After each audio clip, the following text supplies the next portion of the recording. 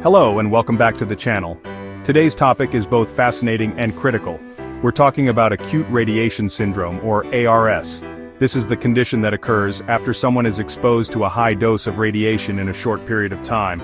We'll break down the different types of ARS, how it's diagnosed, the latest treatment research, and we'll also look at the Chernobyl disaster as a tragic real-world example. Let's dive in. Acute radiation syndrome, or ARS, is also known as radiation sickness. It happens when the body absorbs a large amount of ionizing radiation, quickly.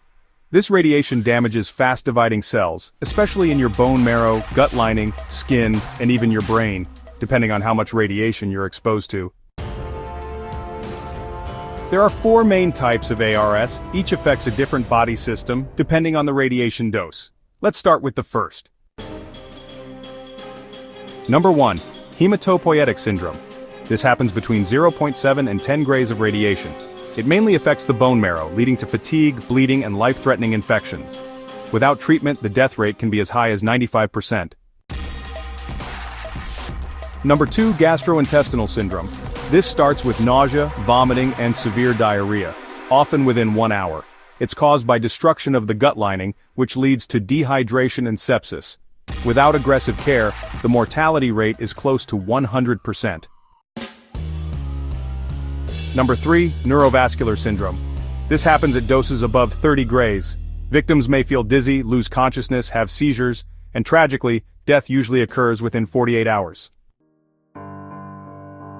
And number 4. Cutaneous radiation syndrome. This one primarily affects the skin. It starts with redness and itching, and can progress to long-term ulcers, necrosis, or skin atrophy. Doctors diagnose acute radiation syndrome using the timeline of symptoms, exposure history, and laboratory tests. For example, if a person vomits within 10 minutes of exposure, that usually indicates a dose higher than 8 grays. They also monitor lymphocyte counts over time and use chromosome analysis, especially looking for dicentric chromosomes, which is the gold standard.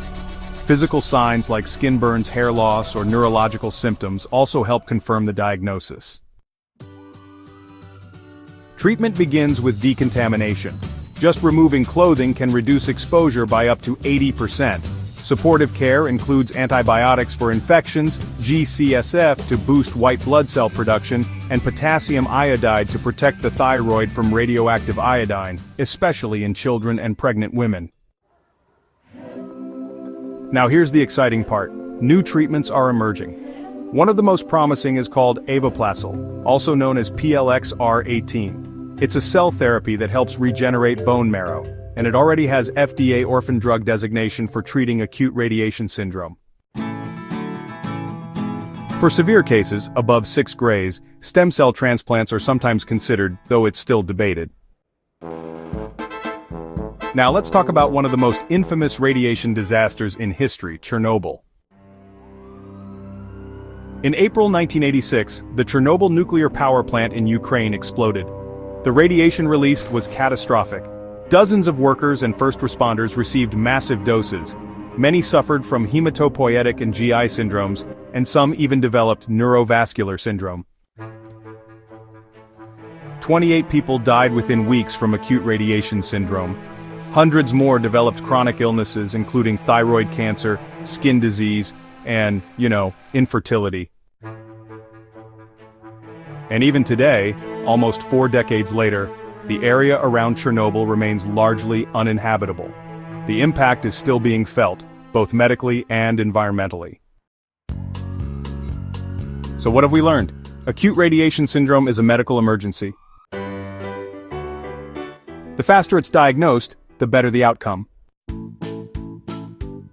With modern treatments and promising new research, we're improving survival, even for high-dose exposures.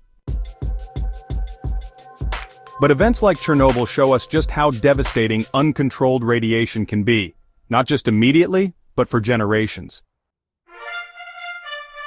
Thanks so much for watching. If you found this video helpful, please like, share, and subscribe to the channel.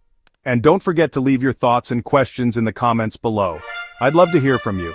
Until next time, stay safe, stay informed, and I'll see you in the next video.